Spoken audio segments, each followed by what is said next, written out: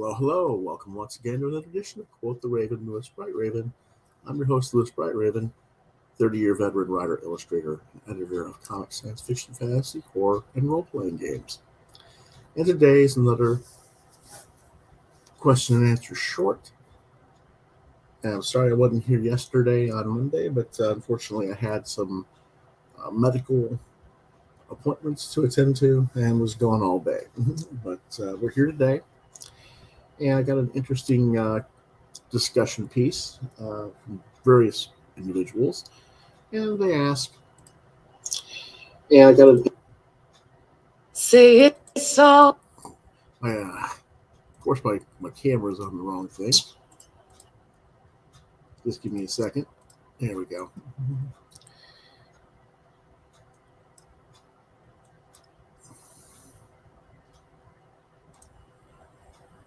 It's being funny. There we go.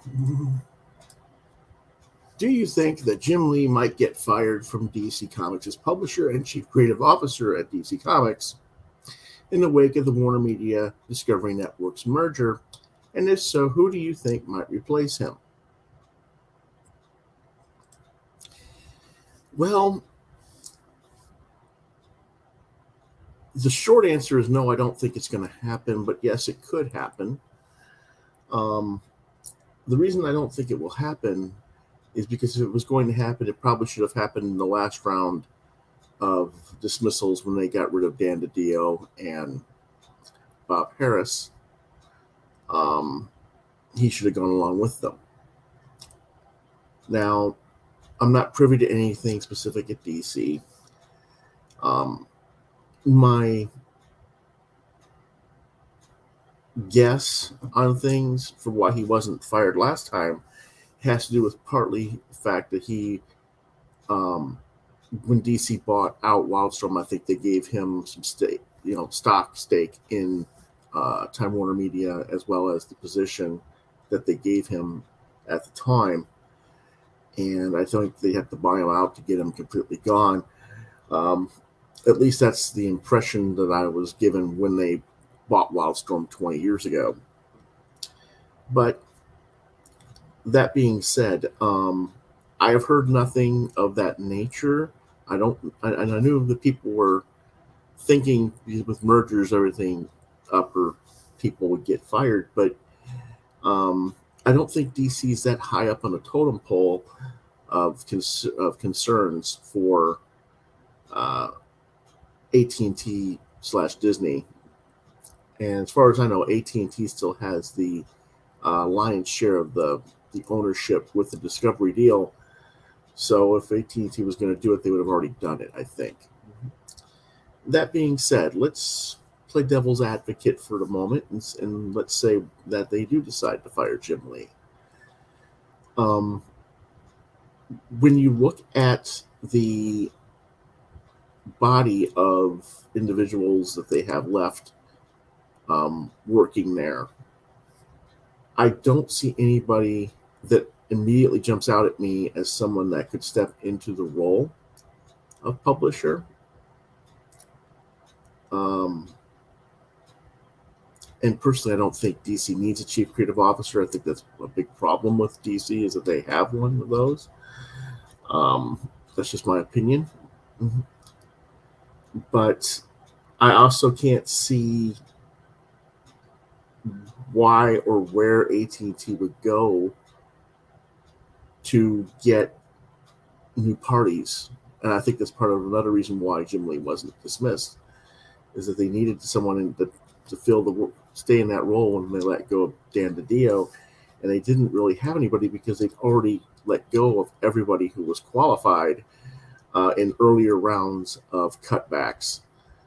They got rid of Karen Berger, they got rid of Shelley Bond, they got rid of Richard Bruning, they got rid of Mark Chiarello. Anybody that I thought, and I think most people in comics at the time thought was competent enough to take over, they got rid of before they got rid of Dan DiDio and company.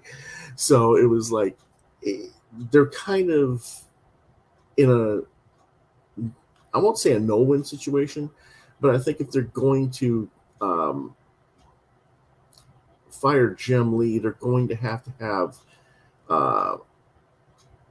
built a plan around his dismissal well beforehand, and I don't think that Time Warner or AT&T or whoever has thought that far ahead. So I don't think that the merger itself is going to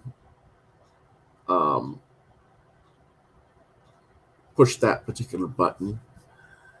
I think it's going to take a little bit more of a thorough game plan to restock and rebuild the brand and who you're going to have running it. Now, I can't see AT&T going back and rehiring people they let go of, even though I think they would probably be the most qualified in Berger and Bond and Chiarello. But there are other possibilities out there. There are former Marvel and DC editors who have gone into book publishing, who have gone into multimedia editing, that would be viable choices to bring in. I guess maybe Steve Saffel would be a good choice, or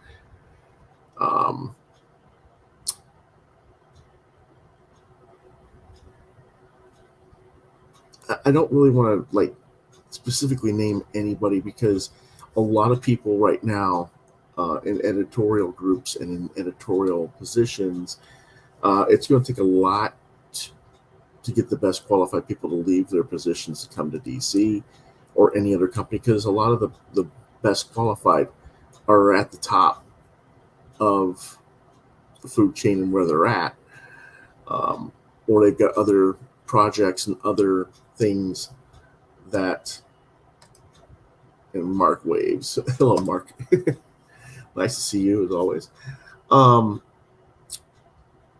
But people always ask me, what would I do if I ran DC? Well, if I couldn't get Karen and Shelley and Mark back because I was told I couldn't have them, or their price, the price of getting them was just too expensive, or they just didn't want to come back because of the way they were treated when they were dismissed, which I would totally understand if they said no.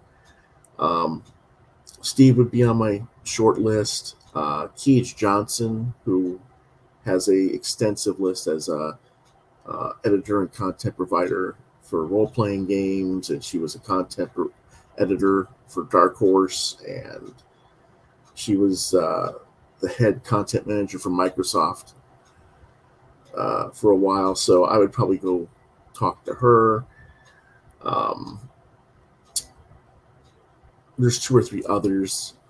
I don't really want to get into the names because a lot of folks don't know who those people are. But there's maybe 4 or 5 people I would consider to that. And then they would be the publisher. And then I'd still have to hire an art director rather than a chief creative officer. I think the art director is a much more important role to get not just the brand. I understand a chief creative officer wants to get the brands in sync between animation and live action television and film, and the video games and the books and the comic books and the other merchandising. I get that. You can have a chief branding officer. That's branding. That's not creative. Creative is something else. And I think that when you had, whether it's Jeff Johns or Jim Lee or anybody as a creative officer, you're going to have a narrow bandwidth of what type of content is going to be accepted. And I think that's led to some of the consternation within the industry, and a lot of the same creators getting all the work, so to speak, particularly in writing. But at DC, with Jim in charge, you see a lot of the same, not the same artists so much as the same wheelhouse of art styles at DC.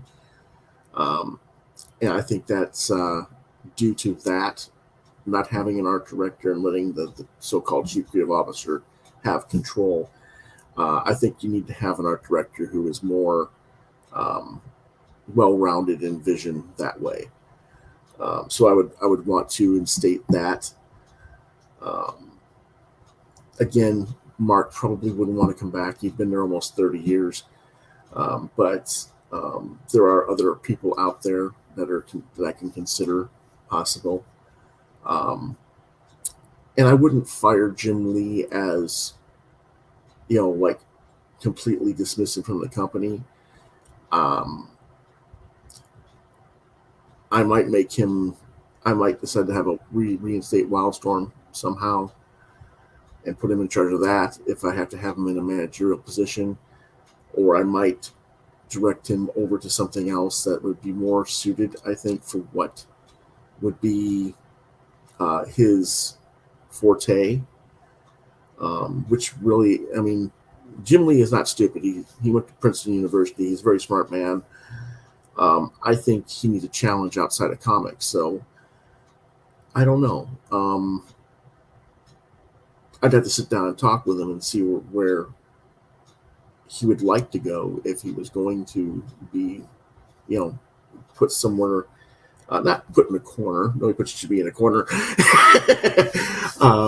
But I'm thinking like video game design or building a studio that's separate from the main DCU studios, where he can use the Wildstorm, Top Cow, Aspen, Ed Benes style artists and get them all under one roof, under one banner type thing, and then still have a more diverse range of art styles for the regular DCU.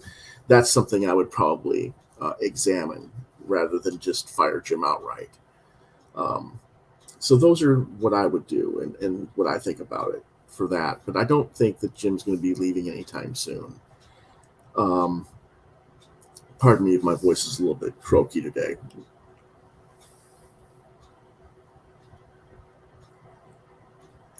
That's better. Yeah, that's kind of the situation, I think, because I've heard a lot of people who are assuming that Jim's going to go. I don't know why they think that.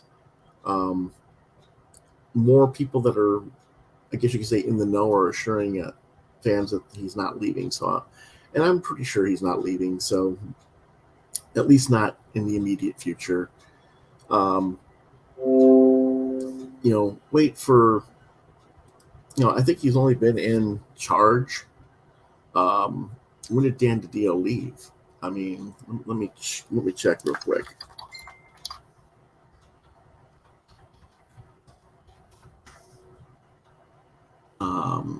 A year. He's only been there a little over a year, about 14 months. No, I take that back. Oh, okay. It's almost 2 years now. It's been a little over 2 years. It's been 25 months. Because he left in December 2020. That would mean, let's see. Well, no, it's a little over a year. He left February 21, 2020. Okay. So February 21, 2020. So yeah, 2 years. All right, there we go. I would say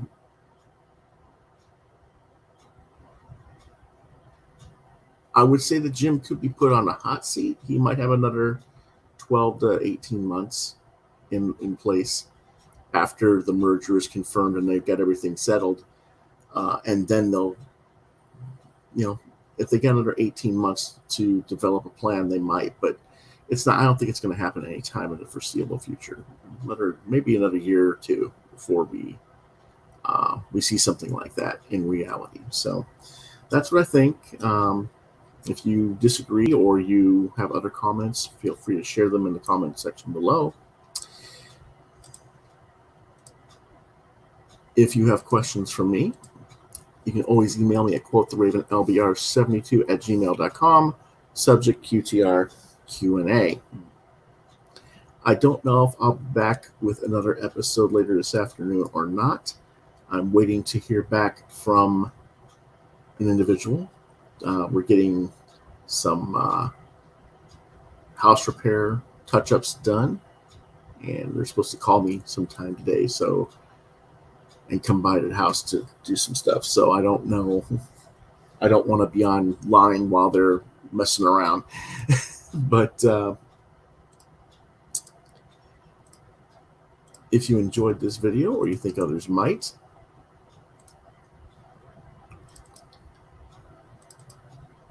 you can always hit the like, share, and subscribe buttons to continue to get content from my channel. As always, I thank you for watching and for your support. On social media, you can reach me at lewis.brightraven on Facebook, at lewisbrightraven2 on Twitter. You can see some of my artwork at deviantart.com/brightraven. You've been watching Quoth the Raven, Lewis Brightraven, exclusively on YouTube. Again, to ask me questions or commission artwork, suggestions for topics to discuss on the show, Quoth the Raven LBR72@gmail.com. And if I don't get back with you in a day or so, try lewisbrightraven@yahoo.com. That's all for this episode. We'll see you next time. Have a great day.